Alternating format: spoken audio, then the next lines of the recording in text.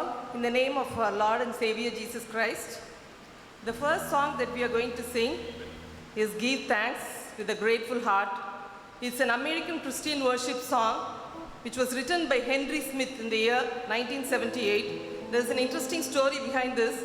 It was written after Smith had some trouble finding work after graduating from the university. He also suffered from a degenerative condition which left him blind.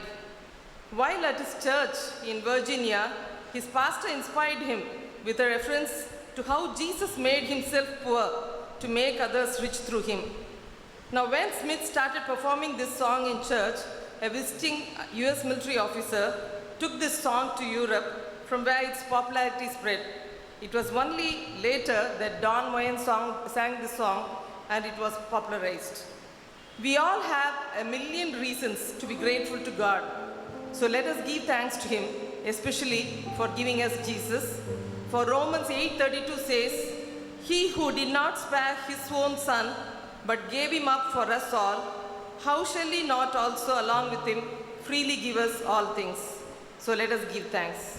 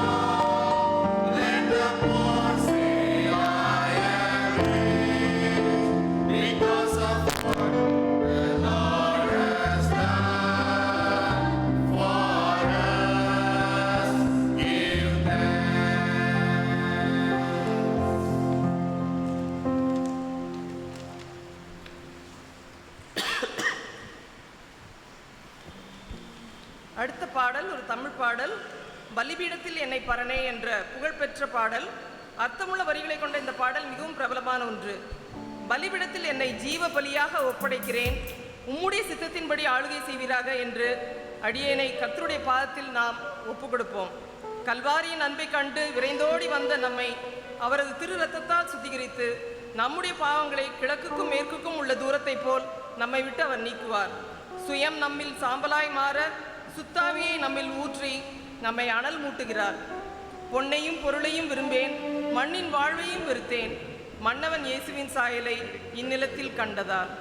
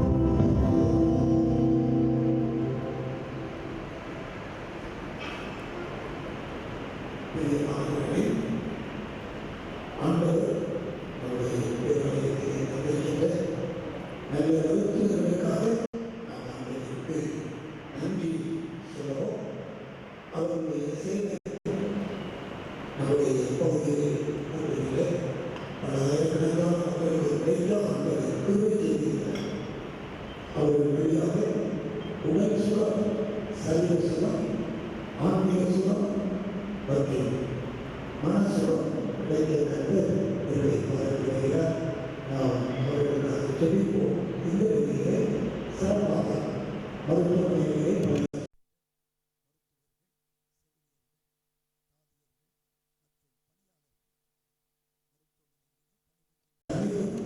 தயவுசெய்து நீங்கள் இருக்கின்றவர்களை உங்களுக்கான சிறப்பு ஜெபம் சபையாக ஏற்படுத்துகிறோம்.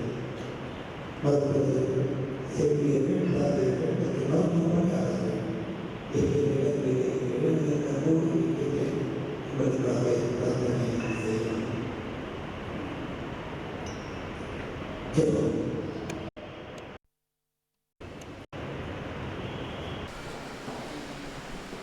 இந்த கால வேளையிலே உங்கள் அனைவருக்கும் அன்பான வாழ்த்துக்களை நான் கூறிக்கொள்கிறேன். ஆண்டவருடைய கிருபை, ஆண்டவருடைய சமாதானம் உங்கள் அனைவரோடும் என்றும் நிலைத்திருப்பதாக. இந்த காலை வேளையிலே தியானத்திற்கு ஆதாரமாக யாத்திராகமத்தின் புத்தகம் 15ஆம் அதிகாரம் 26வது வசனத்தின் பின்பகுதி கடைசி வரி, நானே உன் பரிகாரியாகிய கர்த்தர். நானே உன் பரிகாரியாகிய கர்த்தர். ஜெகோவா ராஃபா, ஜெகோவா ரப்பா, கர்த்தர் சுகம் தருபவர். கர்த்தர் சுகம் தருபவர். ஜெகோவா ராஃபா. பக்கத்தில் சுகமா? கர்த்தர் சுகம் தருபவர். ஜெகோவா ராஃபா, கர்த்தர் சுகம் தருவார்.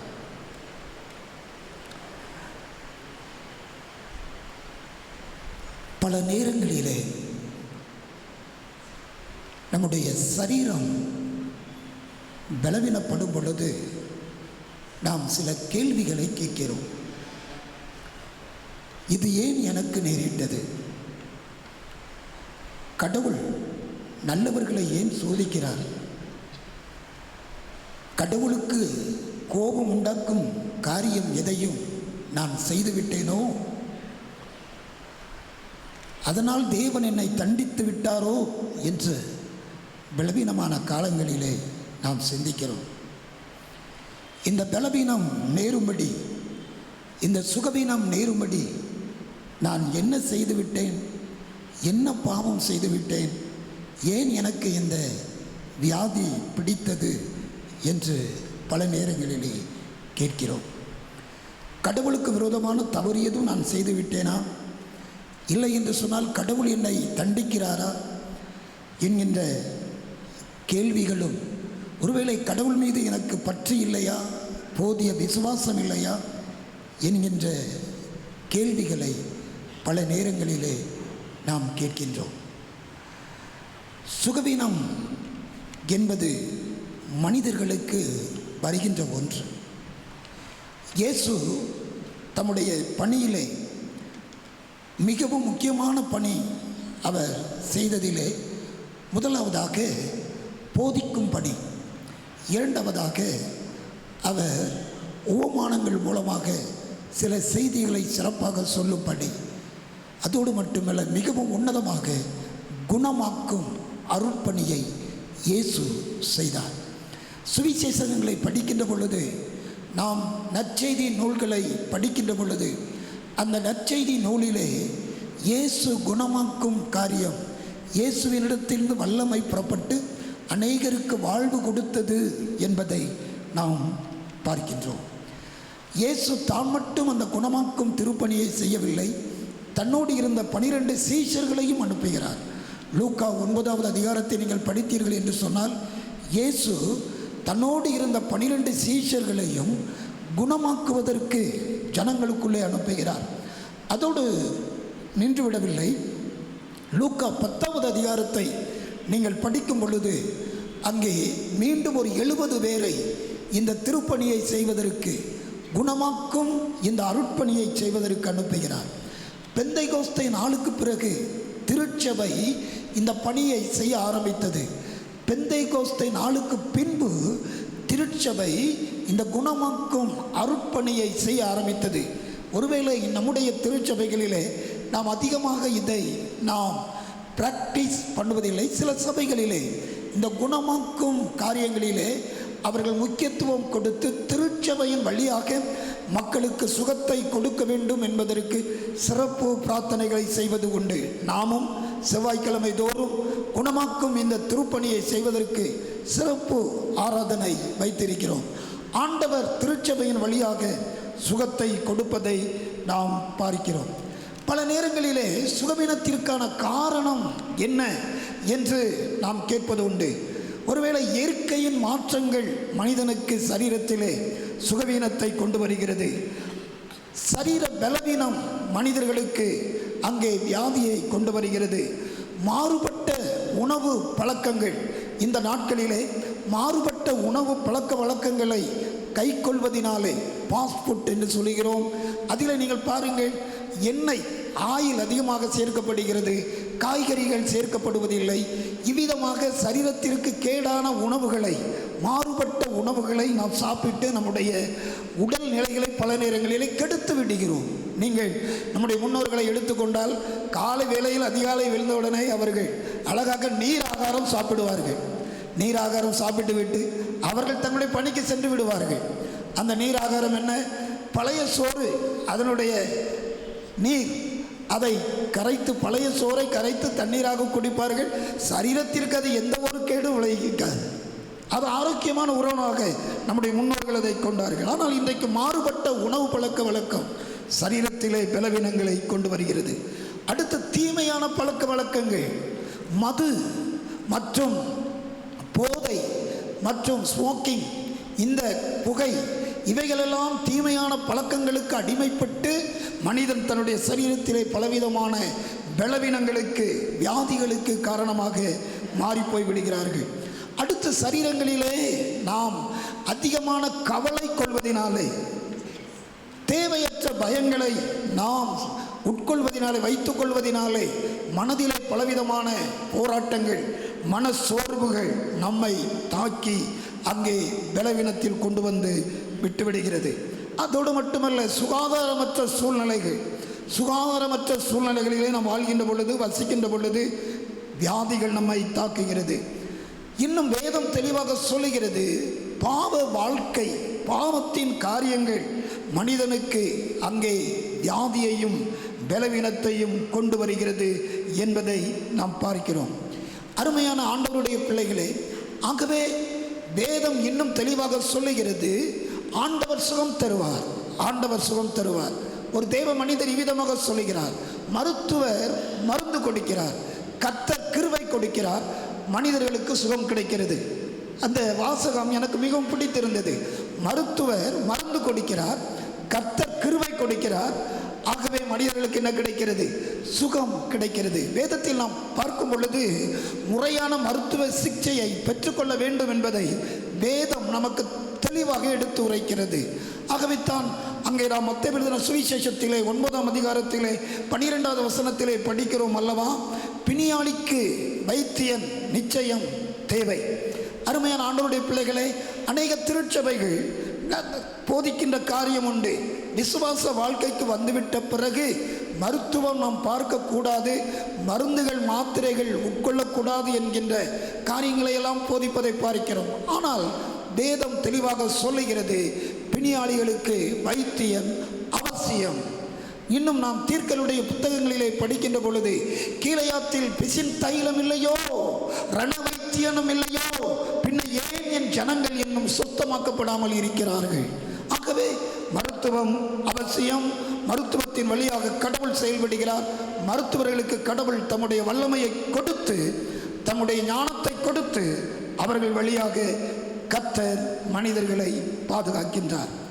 நான் இன்றைக்கு உங்கள் மத்தியிலே மிகவும் நாள்பட்ட வியாதியிலே இருந்த ஒரு மனிதனை குறித்து சில காரியங்களை சொல்லிவிட்டு இந்த தியான நேரத்தை நிறைவு செய்ய விரும்புகிறேன்.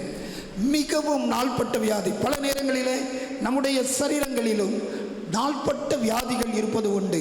ஐயோ, இந்த வியாதி என்னை பல ஆண்டுகளாக அது பிடித்து என்னை தொந்தரவு செய்து கொண்டிருக்கிறது. இந்த வியாதியின் காரியம் எனக்கு மிகுந்த மன அழுத்தத்தை கொடுத்து கொண்டிருக்கிறது. இந்த வியாதியின் காரியங்கள் என்னை அப்படியே துக்கத்தில் ஆழ்த்தி விடுகிறது என்று நாம் பல நேரங்களிலே சொல்லுவது உண்டு. ஒரு நாள் ஒரு ஆலயத்திலே ஒரு சுகமாக்கும் ஆராதனை நடைபெற்றது. அந்த ஆராதனை அன்றைக்கு நிறைவு பெற்று விட்டது. அடுத்த வாரத்திலே ஒரு அம்மா ஆலயத்தில் வந்து சாட்சி பகிர்ந்தார்கள். திருச்சபையிலே குணமாக்கும் அந்த ஒரு திருப்பணி அன்றைக்கு நடைபெற்றது. பல நாட்களாக, பல ஆண்டுகளாக யாருக்கும் தெரியாமல் என் சரீரத்தில் இருந்த ஒரு நோய்க்கு எத்தனையோ மருந்துகள் பார்த்து, மருத்துவம் பார்த்து குணமாகாமல் இருந்தேன். ஆனால் ஆலயத்திலே ஜெபித்து ஒரு சின்ன எண்ணெய் புட்டி கொடுக்கப்பட்டது. அந்த எண்ணெயை நான் வீட்டில் போய் போட ஆரம்பித்தேன். என்னுடைய சரீரத்தில் இருந்த அந்த நோய் பரிபூரணமாக மாறிவிட்டது. பல ஆண்டுகள் மறைந்து, பல ஆண்டுகள் பிறருக்கு தெரியக்கூடாது என்கிற அளவிலே மறைத்து வாழ்ந்த அந்த நோய் ஆலயத்தின் நடுவிலே எண்ணெய் பூசி ஜெபிக்கின்ற அந்த எண்ணெயின் வழியாக கடவுள் அற்புதம் செய்தார் என்று சாட்சி சொன்னார்கள். அன்புக்குரியவர்களே, கடவுள் இன்றைக்கும் தமது வல்லமையை தமது மக்களுக்கு கொடுக்கிறார். ஆகவே நாள்பட்ட ஒரு வியாதியிலே வாழ்ந்த ஒரு மனிதன், வேதத்திலே நமக்கு தெரிந்த ஒரு சம்பவம் தான் எடுத்துக்கொள்ளுவோம். யோவான் எழுதின நற்செய்தியினுள் 5வது அதிகாரம் பாருங்கள். இந்த 5வது அதிகாரத்திலே நாம் படிக்கின்றோம். இந்த 5வது அதிகாரத்திலே நாம் படிக்கின்ற காரியம் அங்கே தெளிவாக சொல்லப்பட்டிருக்கிறது. அங்கே பெதஸ்தா குளம் அருகே அங்கே இருக்கின்ற ஒரு மனிதன், அவனை குறித்து சொல்லப்பட்டிருக்கிறது 5வது வசனத்திலே. 38 வருஷம் வியாதி. ஓராண்டு ஈராண்டு 38 ஆண்டுகள்.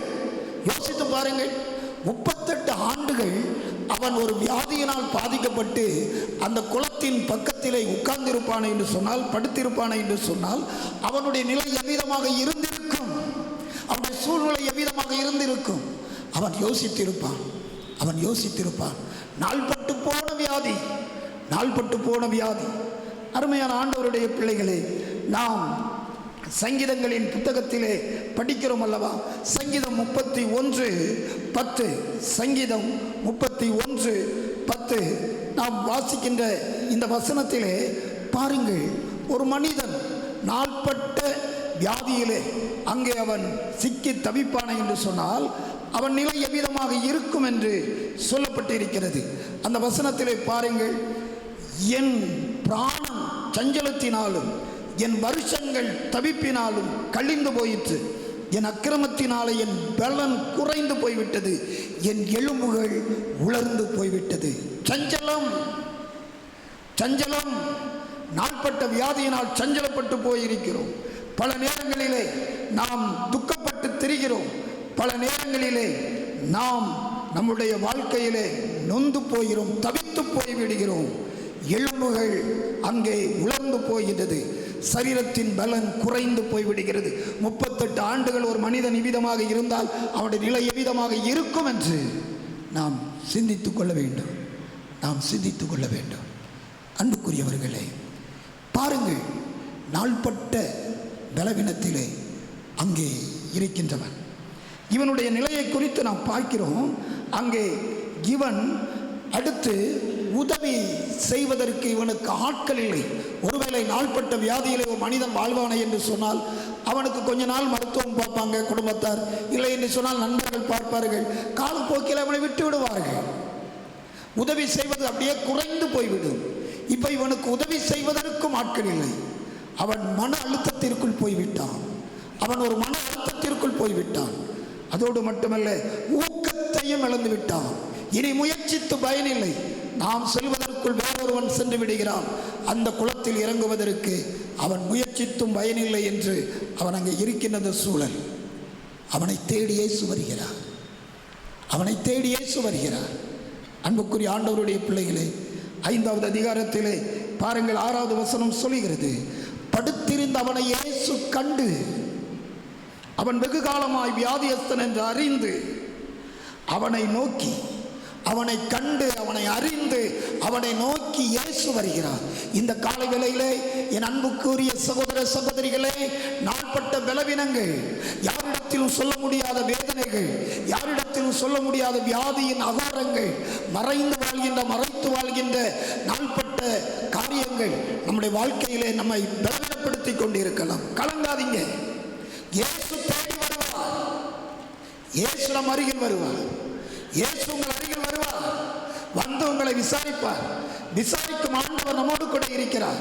விசாரிக்கும் தெய்வம் நம்மோடு கூட இருக்கிறார்.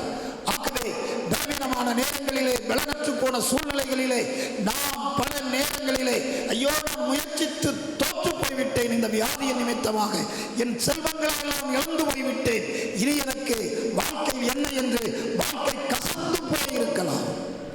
வாழ்க்கை கசந்து போயிருக்கலாம். கலங்காதீங்க, கலங்காதீங்க. இயேசு உங்களை தேடி வருவார். இயேசு நம்மை சுகமாக்குவார். இயேசு நம்மை சுகமாக்குவார். அவர் சுகம் தரும் தெய்வம். ஜெகோவா ரப்பா, அவர் பரிகாரியாகிய கர்த்தர். நான் உன்னை குணமாக்குவேன், நான் உன்னை குணமாக்குவேன். இந்த காலங்களிலே அன்புக்குரியவர்களே, 38 வருடமாக குளத்தின் அருகிலே முயற்சித்து பயனில்லை, ஊக்கமிழந்து மனசோர்வோடு உதவியற்று கிடந்த அந்த மனிதனை இயேசு வருகிறார். அவருடைய கேள்வி கேட்கிறார். அவர் கேட்கின்ற கேள்வியை பாருங்கள். சுத்தமாக வேண்டும் என்று விரும்புகிறாயா? அவன் என்ன சொல்லியிருக்கணும்? ஆமா சொல்லியிருக்கணும், அல்லட்ட இல்லை சொல்லியிருக்கணும். அவன் ரெண்டையுமே சொல்லலை. ஆமாவும் சொல்லல, இல்லையும் சொல்லல. ஆனால் ஒன்றை மட்டும் சொல்லுகிறான். அவன் உள்ளத்தின் ஆழத்தில் இருக்கிற மன அழுத்தம், அவனுக்குள் இருக்கிற அந்த மனசோர்வு, அந்த மனசோர்வை கொட்டுகிறான் இயேசுவினிடத்திலே. ஆண்டவரே, தண்ணீர் கலக்கப்படுவது உண்மை, இந்த குளம் கலக்கப்படுவது உண்மை, இதில் இறங்கி சுகம் பெறுகின்ற மனிதர்களும் உண்மை. நானும் இதை பார்த்து கொண்டிருக்கிறேன், முயற்சிக்கிறேன். எனக்கு உதவி செய்வதற்கு யாரும் இல்லை. உள்ளத்தின் பாரத்தை, உள்ளத்தின் ஏக்கத்தை, உள்ளத்தின் ஏமாற்றத்தை, உள்ளத்தின் தாழ்மையை இயேசுவினிடத்தில் சொல்வதை நாம் பார்க்கிறோம். இந்த காலங்களிலே நீங்கள் எங்கேயும் உட்கார்ந்து கொண்டிருக்கலாம். உங்கள் உள்ளம் ஆண்டவரோடு பேசிக் கொண்டிருக்கலாம்.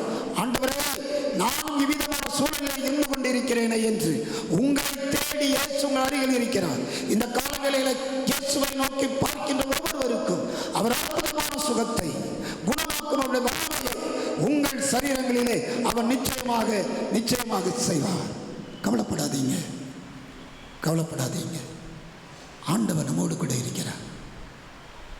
ஆண்டவர் நம்மோடு கூட இருக்கிறார். அவன் சொல்றான், எனக்கு யாரும் இல்லை ஆண்டவனே, எனக்கு யாரும் இல்லை. உங்கள் பலவீனங்களிலே, உங்கள் வியாதிகளிலே, உங்களுடைய வருத்தங்களிலே உதவி செய்வதற்கு மனிதர்கள் வராமல் போய்விடலாம். ஆனால் இயேசு தேடி வருவார். இயேசுவை நோக்கி பாருங்கள், அவர் உங்களுக்கு வருவார். இயேசு அவனை நோக்கி சொல்லுகிறார். 8வது வசனத்திலே சொல்லப்பட்டிருக்கிறது, எழுந்திரு, உன் படுக்கையை எடுத்துக்கொண்டு நடந்து சொல்லுகிறேன். உன் படுக்கையை எடுத்துக்கொண்டு நடப்பா. 38 வருஷமா நீ வாழ்க்கை நொந்து போய்விட்டாய். ஒருவேளை நொந்து போன நிலையிலே நீங்கள் இருக்கலாம். நொந்து போன நிலையிலே எனக்கு நானே பாரமாயிட்டேன்னு சொல்லி, ஒருவேளை யோபு பக்தன் சொல்வது போன்று, நான் யாருக்கு என்ன செய்தேன், எனக்கு ஏன் இது நேரிட்டது, நான் என்ன செய்வேன், என் சுவாசம் ஓய்ந்து போயிருக்குமானால் நலவாக இருக்குமே, நான் வெளிச்சம் வந்து காத்திருந்தேன், எனக்கு இருள் வந்து விட்டது என்று கலங்கி போய் வந்திருக்கலாம். என் அன்பானவர்களே, உங்கள் கலக்கத்திற்கு இந்த காலை வேளையிலே இயேசு ஒரு முடிவு தருவார். உங்கள் பலவீனங்களை குறித்து, உங்கள் நோய்களை குறித்து, உங்கள் சரீர ஆரோக்கியத்திற்கான காரியங்களை குறித்து நீங்கள் வருத்தப்படாதீங்க. இயேசு அந்த மனிதனை பார்த்து சொன்னார், நீ உன் படுக்கை எடுத்துக்கொண்டு போ. அதே ஆண்டவர் நம்மையும் பார்த்து நம் அருகில் நின்று நம்மோடு பேசிக்கொண்டிருக்கிறார். நீ கவலைப்படாதே, உன் கண்ணீரை நான் கண்டேன். உன்னை நான் குணமாக்குவேன். உனக்கு நான் உதவி செய்வேன். இந்த மனுஷன் சுகமாகி போயிட்டு இருக்கிறான்.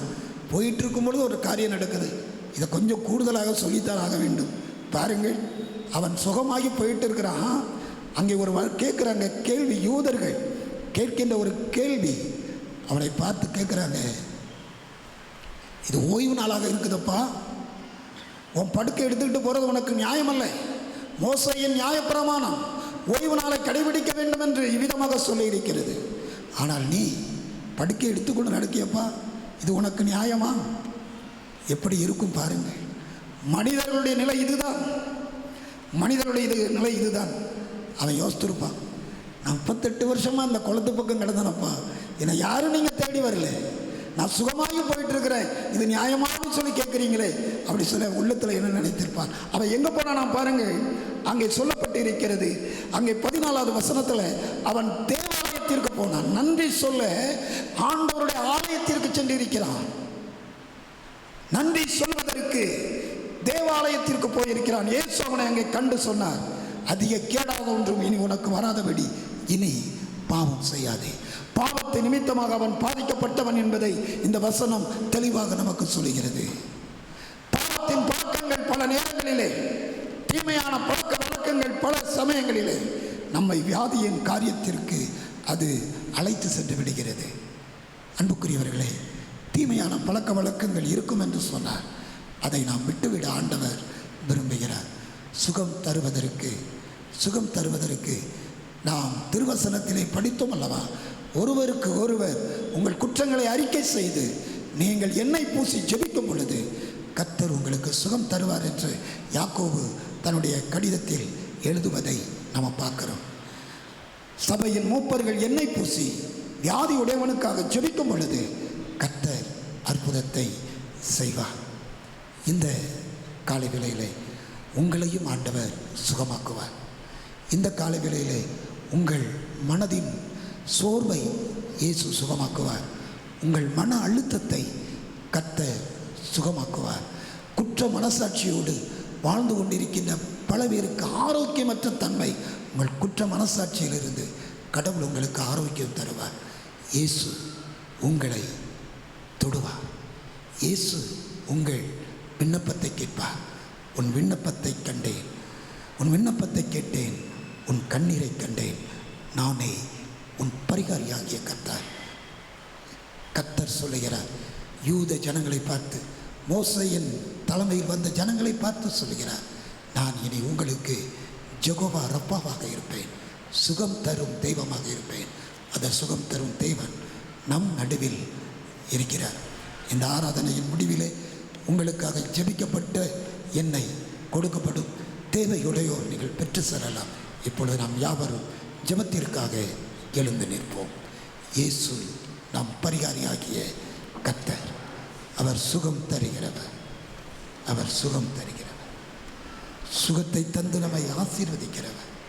சுகம் தந்து நம்மை பாதுகாக்கிறவர்.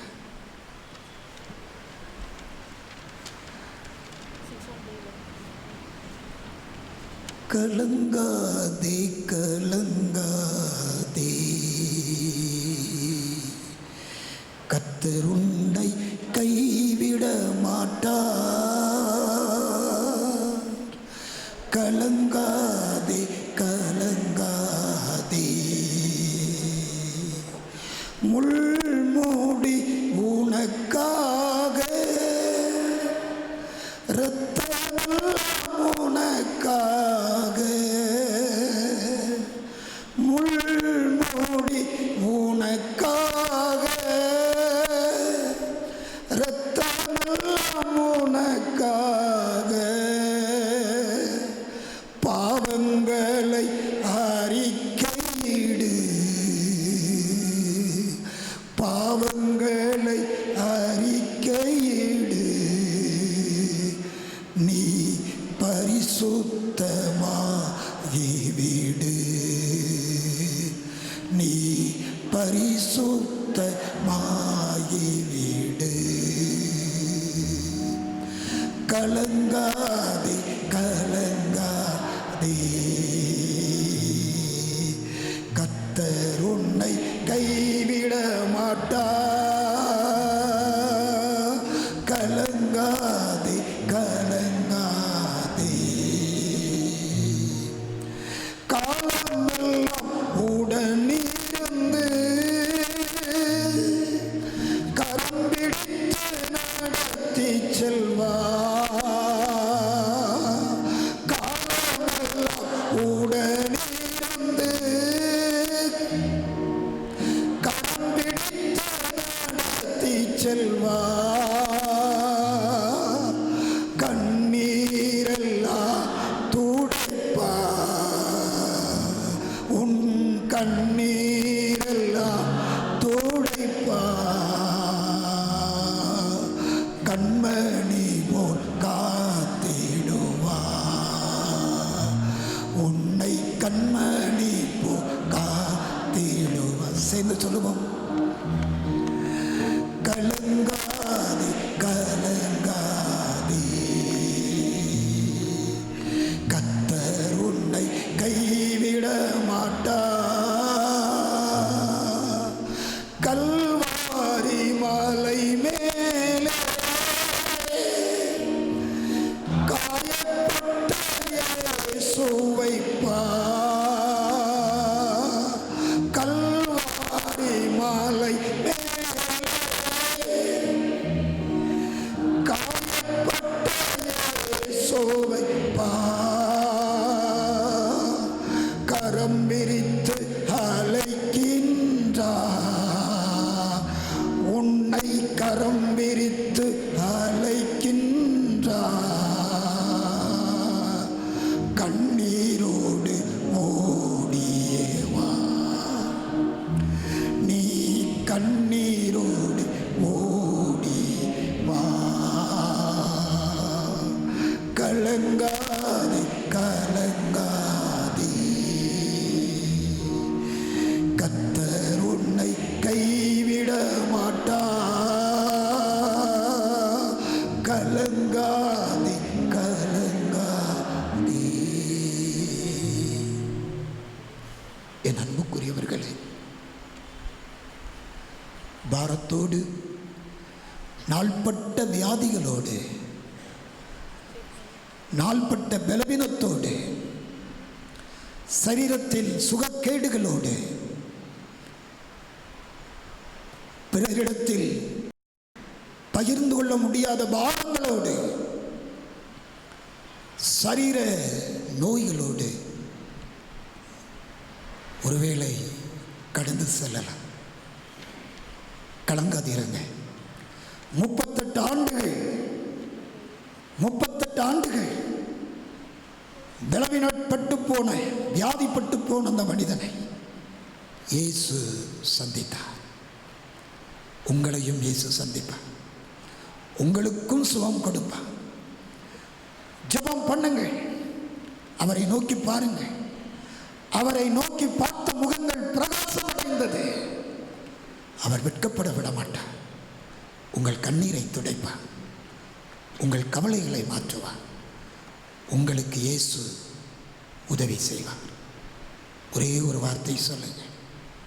ஆண்டவரே, நீர் ஜெகோவா ராஃபா, நீர் என் பரிகாரி, நீர் எனக்கு சுகம் தருபவர். இந்த ஆராதனையில் நீர் எனக்கு சுகம் தந்த அனுப்பணும் கர்த்தாவே. நான் மனிதனுடைய முகத்தை அல்ல, உங்க முகத்தை நான் பார்க்கிறேன். உண்மையை நோக்கி பார்க்கிறேன். எனக்காக சிலுவையில் பாடுகளையும் வருத்தங்களையும் நோய்களையும் சுமந்து தீர்த்த உண்மை நோக்கி பார்க்கிறேன். எனக்கு உதவி செய்யுங்க. நான் யாரிடத்தில் செல்லுவேன்? யார் எனக்கு ஆறுதல் தருவார்கள்? எனக்கு ஆறுதல் தருவதற்கு யாரும் இல்லை. உதவி செய்வதற்கு யாரும் இல்லை. நொந்து போயிருக்கிறேன், துக்கத்தோடு இருக்கிறேன், சஞ்சலத்தோடு இருக்கிறேன், தவிப்போடு இருக்கிறேன், பாரத்தோடு இருக்கிறேன், பாவத்தோடு போயிருக்கிறேன். என்னை நோக்கும் ஐயா, என்னை நோக்கும் ஐயா, எனக்கு உதவி செய்யுங்க. இயேசு உங்களுக்கு உதவி செய்வார். அவரை போல நல்ல ஆண்டவர் ஒருவரும் இல்லை. அவரை போல நம்மை நேசிப்பவர் ஒருவரும் இல்லை. அவரை போல அரவணைப்பது ஒருவரும் இல்லை. உங்கள் நோய்களை அவர் குணமாக்குகிறார். ஒரே ஒரு வார்த்தை சொல்லுங்க. ஒரே ஒரு வார்த்தை சொல்லுங்க, என்னை குணமாக்கும் கர்த்தாவே, என்னை குணமாக்கும் கர்த்தாவே. அன்பின் பிதாவே, இந்த காலை வேளையில் யாரெல்லாம் ஜெபித்து கொண்டிருக்கிறார்களோ அவர்கள் மீது உடைய அன்பின் கரத்தை நீர் வைத்து விட்டதற்காய் ஸ்தோத்திரம். நீ சுகத்தை கொடுத்ததற்காய் ஸ்தோத்திரம். அற்புதத்தை பெற்றுக்கொண்டவர்கள் தொடர்ந்து சாட்சியாக நிற்க பலன் தார். இயேசுவின் நாமத்தில் ஜெபிக்கிறோம் நல்ல பிதாவே, ஆமென், ஆமென். நாம் நம்மையும் நம்முடைய காணிக்கைகளை ஆண்டவர்